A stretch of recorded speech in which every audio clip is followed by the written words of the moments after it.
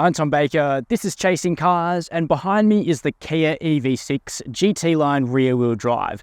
I reckon this is the sweet spot in the EV6 lineup, and in today's video I'm going to explain why that's the case. We're going to take this absolute peach of an EV out for a drive, we'll check out the interior, the back seats and the boot, and discuss the real-world range and other running costs of this vehicle.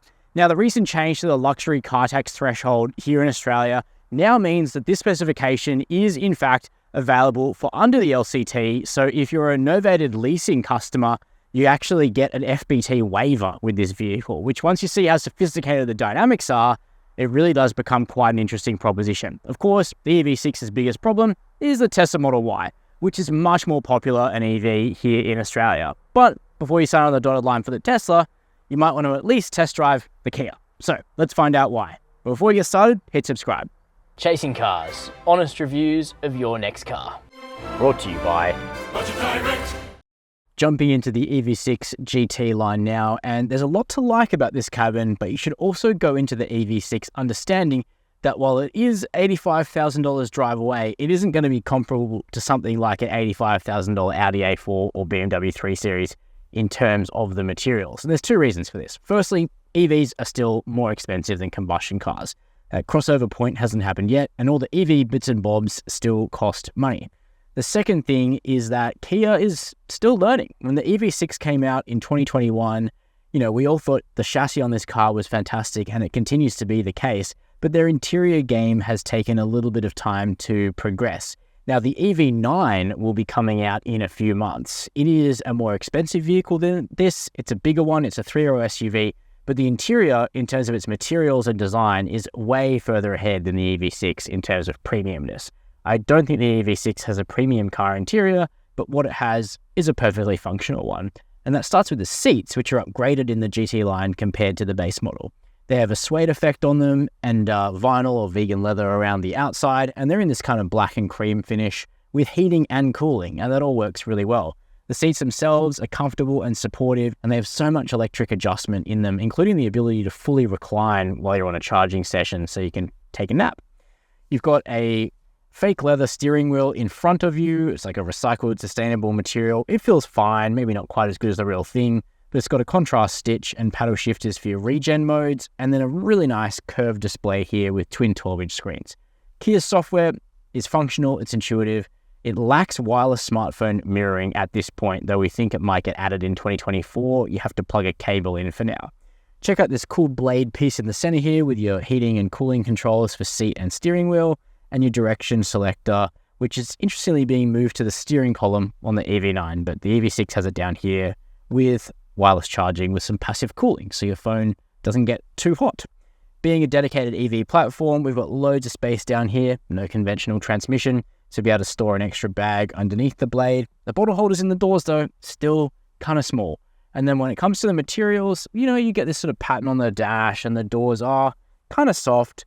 But again, it's not a luxury car, so adjust your expectations and you'll be pleasantly surprised. Lastly, you do get a Meridian surround sound stereo in the GT line. Not the best sounding premium stereo I've ever heard, but it is a step up from the base unit in the entry-level EV6 Air. Very last thing, I know I said last thing, this is the actual last one. If you want a sunroof, oddly, you have to go to the all-wheel drive. In the back of the EV6, you'll immediately notice incredible legroom on this car's super long wheelbase, and good headroom too, especially if you don't get the sunroof, as we cannot have here in the rear-wheel drive model.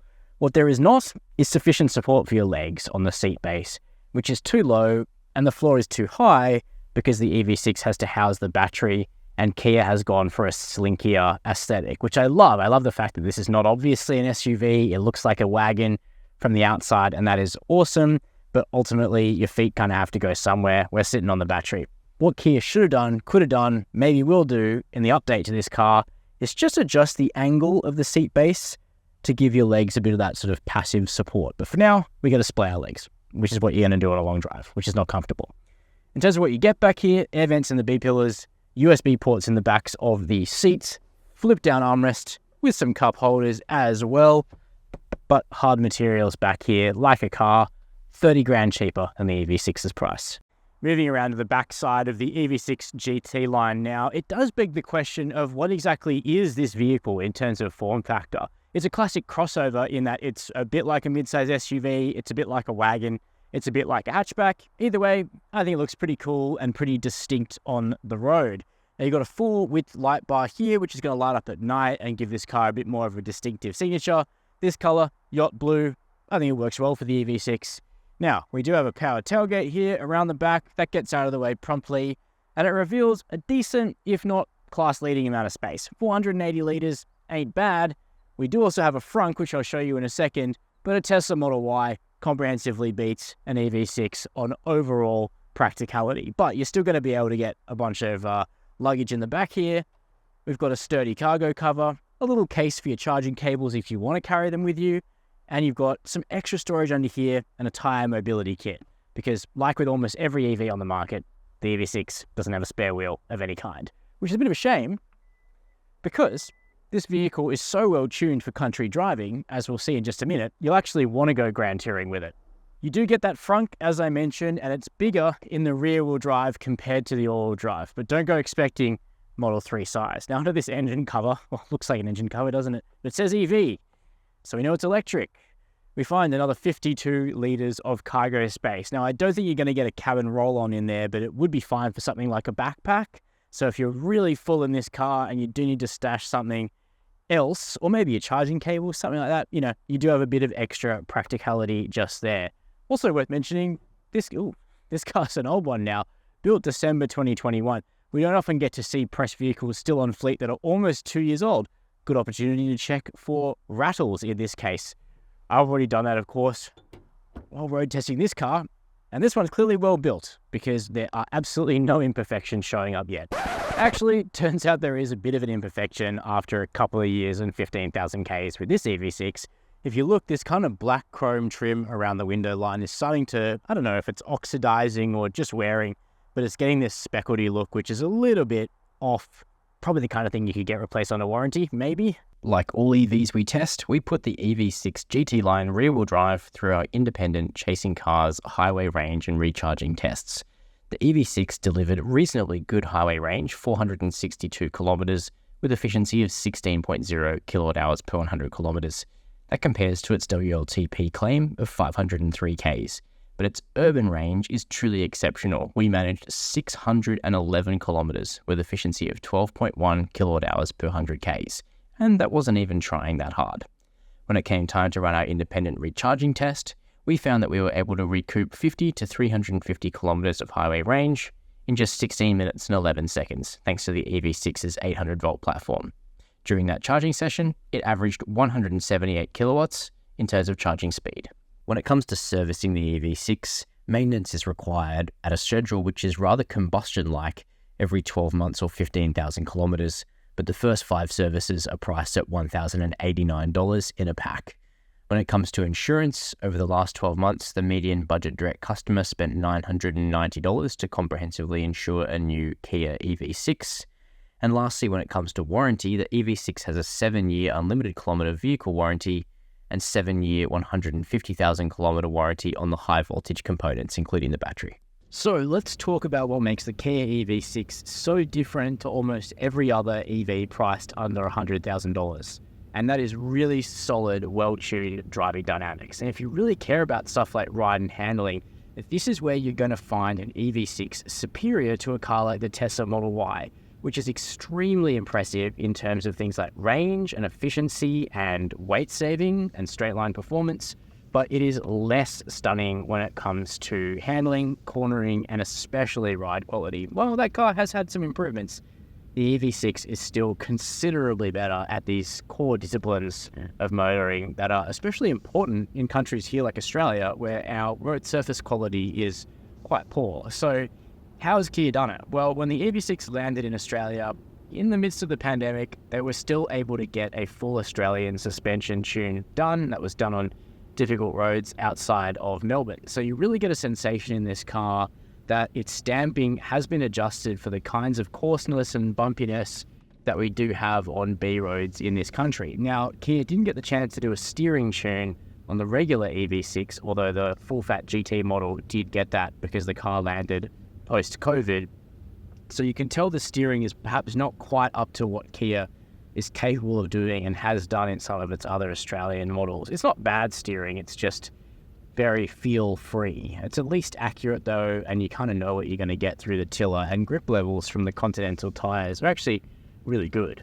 But the ride quality, the body control, the bump absorption, and just the general composure of the EV6 through various driving situations is so impressive. It's incredibly calm, it's incredibly composed, and it just takes imperfections in its stride, including tough mid-corner bumps on technical and challenging roads. And that is one area where a lot of other EVs for less than six figures just tend to fall apart, because it is really difficult to get an EV to ride properly and to be able to hold its body properly, because the weight levels are generally high with a big battery, and unsprung mass, being the big heavy wheels and tires, is also a problem. But Kia has done a great job of making the EV6 rewarding.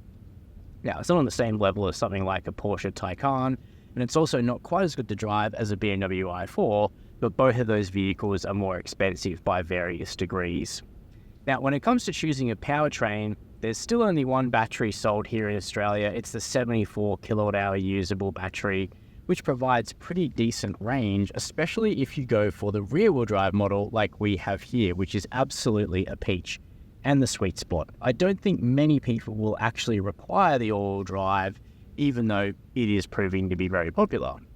Here in the rear drive EV6, we've got a single motor on the rear axle producing 168 kilowatts of power and 358 newton meters of torque, and it's a really comfortable amount of power for this vehicle. It's still relatively peppy. You could hit 100 in under 7 seconds in this vehicle, so it's by no means slow, and it's, on par or maybe a touch quicker than something like a Model Y rear-wheel drive.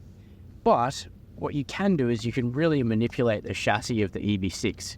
To me, it's always felt a bit like shades of like a VF Commodore SB6 wagon, and I mean that in the best possible way, because that car was also a big, comfy V6 in that case, rear-wheel drive station wagon. And the amount of power you get from the EV6 GT line rear-wheel drive actually does feel similar to an old-school V6 in many ways, and it's quite suitable for Australia. The brakes are also relatively strong, and refinement levels are excellent. This is a quiet cabin, not just from the lack of engine noise, but also on coarse chip. It's not too loud in here, and that's a big difference you notice to the GT, which has more aggressive tyres. As for safety, it's good. We've got blind spot cameras, adaptive cruise, strong lane centering, and it all is tuned pretty well. So that's my opinion of the Kia EV6 GT line rear-wheel drive. Still the peach of the EV6 lineup. Sure, you can go for a full-fat GT and go very quickly in any direction that you want, and the all-wheel drive system will be desirable to some people. But the rear-wheel drive continues to be a really good balance between having enough power, a very balanced chassis, and a price which manages to sneak in under the luxury car tax here in Australia, which means that this can make a lot of sense for a lot of Aussie buyers, particularly if you lease your vehicle. Now, very keen to know your opinion, so let me know down below this video in the comments. While you're there, hit subscribe and the notification bell. And as always, thank you for watching Chasing Cars.